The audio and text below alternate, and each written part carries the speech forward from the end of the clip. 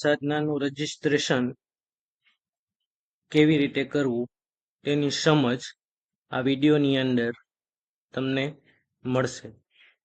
સૌપ્રથમ Google chrome open કરી તેની અંદર GSSY ટાઈપ કરો, જેથી નીચે મુજબની સ્ક્રીન ખુલશે.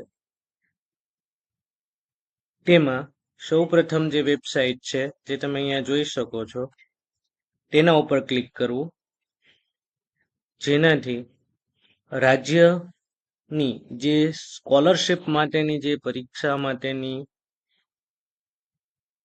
યોજનાનો લાભ માટેની જે વેબસાઇટ છે તે ઓપન થશે.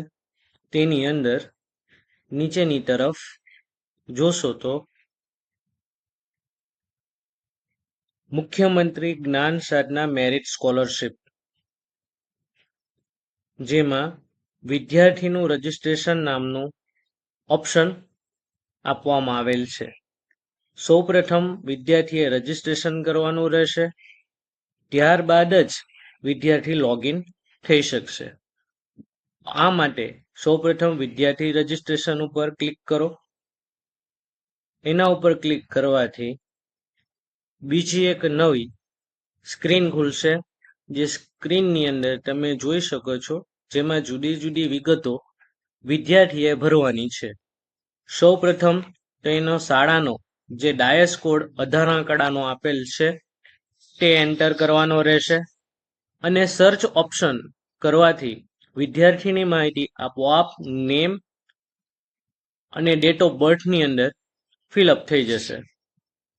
ત્યારબાદ મોબાઈલ નંબર વાલીએ પોતાનો નાખવાનો રહેશે, અને ગેટ ઓટીપી કરશો, જે બાજુમાં ઓપ્શન આપેલ છે એ ગેટ ઓટીપી કરવાથી એક નવો ઓટીપી મળશે. જે ઓટીપી દાખલ કરી વેરીફાઈ કરવાનું રહેશે.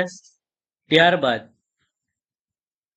વિદ્યાર્થીએ કે વાલીએ પોતાનો પાસવર્ડ અહીંયા સેટ કરવાનો રહેશે. પાસવર્ડ સેટ કર્યા બાદ રજિસ્ટર્ડ ઉપર ક્લિક કરવાનું રહેશે. જેવું રજિસ્ટર ઉપર આપ ક્લિક કરશો તો આપના વિદ્યાર્થીની માહિતી અહીંયા રજિસ્ટર થઈ જશે. ત્યારબાદ ફરી પાછા હોમ પેજ ઉપર જઈ વિદ્યાર્થી લોગિન કરવાનું રહેશે. આ મુખ્યમંત્રી જ્ઞાન સાધના મેરિટ સ્કોલરશિપ માટેનું પ્રથમ પગથિયું છે, અને આ પગથિયું પૂર્ણ કરી પોતાની સ્કૂલની અંદર જે તે માહિતી જાણ કરવાની રહેશે.